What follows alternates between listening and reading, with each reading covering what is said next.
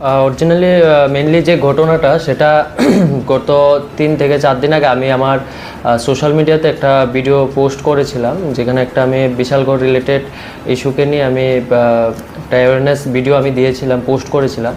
তো তারপর থেকেই আমার বিভিন্ন নাম্বার থেকে আমাকে ফোন করে প্রাণে মারার হুমকি দেওয়া হয়েছিল। যে বিষয়টা আমি বিশালগড় থানার গোচরে নিয়েছিলাম। পরেও সেটা বন্ধ হয়নি, কন্টিনিউয়াসলি আমাকে বিভিন্ন নাম্বার থেকে প্রাণে মারার হুমকি চলছিল। তো লাস্ট পর্যন্ত আমাকে 20 লক্ষ টাকা দেওয়ার জন্য আমাকে দাবি জানানো হয়, যদি 20 লক্ষ টাকা আমি দেই তাহলে আমার প্রাণ নাকি আমার মা বাবাকে ভিক্ষা দেবে।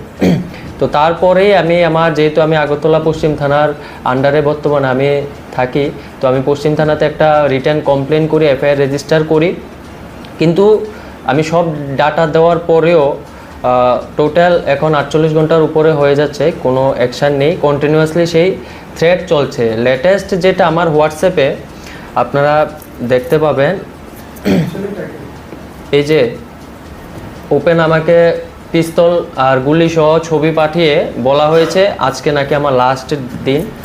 তো এই ঘটনাটা আমি এসপি ওয়েস্টের নজরে নিয়েছি। তো এগুলি নিয়ে আমি পশ্চিম থানায় যে এফআইআরটা করেছি তার রেজিস্টার কপি আপনারা এখানে দেখতে পাবেন। 25 তারিখে আমি পশ্চিম আগরতলা থানাতে এফআইআর করি। তারপরে এই পিস্তলের আর গুলির ছবি আমাকে পাঠানোর পর এসপি মহোদয়ের কাছে আমার এবং আমার পরিবারের নিরাপত্তার জন্য আমি দাবি জানাই। কিন্তু তারপরেও এখনও পর্যন্ত সেই নাম্বার থেকে এখনও কন্টিনিউয়াসলি ফোন আসছে। কোনো কিছু ব্যবস্থা হচ্ছে কি হচ্ছে না আমি সেভাবে জানি না। তো সেটাই, আমার যদি কিছু হয় তার জন্য তো আমি আপনাদের উপরে ছাড়লাম। আর বাকি পুলিশ প্রশাসনের আমার বিশ্বাস রয়েছে যেন ওনারা দ্রুত ব্যবস্থা নেয় এবং আমার পরিবারের সিকিউরিটির যেন নিরাপত্তার ব্যবস্থা ওনারা করেন, সেটাই আমি মাননীয় মুখ্যমন্ত্রীর কাছে দাবি জানাচ্ছি। না, আমি তো আননোন পারসন, কিন্তু প্রত্যেক ডাটাগুলি আমি এতে দিয়েছি, সোশ্যাল মিডিয়াতে এফআইআর রেজিস্টারে করে আমি দিয়েছি। এখন পর্যন্ত সেগুলি আমাকে হিডেন রাখার জন্যই বলা হয়েছে প্রশাসনের তরফ থেকে। তো এখন দেখুন, ক্রিমিনাল যারা বিভিন্ন ক্রাইমের সঙ্গে জড়িত তাদের কোনো জাতপাত থাকে না, কোনো ধর্ম, কোনো রাজনৈতিক পরিচয় ওদের থাকে না। এখন আমি বিধায়ক মহোদয়কে ব্যক্তিগতভাবে ভালোবাসি, তাছাড়াও আমি একজন যুব মোর্চার সৈনিক।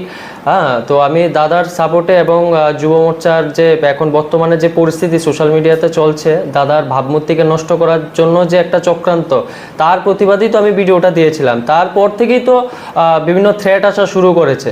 তো আমার যা মনে হচ্ছে তার সম্পূর্ণ তার অন্তরে পুরো একটা চক্রান্ত সেখানে কাজ করছে।